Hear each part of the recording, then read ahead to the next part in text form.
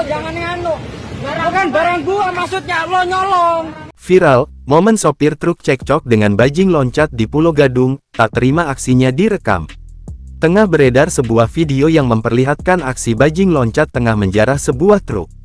Melansir akun Instagram @kabarnegri, dijelaskan bahwa peristiwa itu terjadi di lampu merah Cakung arah Pulau Gadung, Rabu tanggal 24 Januari tahun 2024. Dalam video tersebut, tampak mulanya terlihat bajing loncat itu berdiri di sebuah truk. Secara perlahan ia pun mengambil sejumlah barang yang dibawa oleh truk tersebut. Usai menjalankan aksinya, bajing loncat itu pun turun. Tak disangka, ternyata salah satu komplotan bajing loncat itu menyadari bahwa aksi mereka dari tadi telah direkam. Tak terima aksinya direkam, bajing loncat itu pun berdebat dengan sang perekam video. Perekam video itu pun tak lantas diam dan justru membalas perkataan sang bajing loncat. Ngapain? Sini lo cari. Lo jangan nganu. Bukan barang gua maksudnya, lo nyolong. Lo nyolong. Lo nyolong.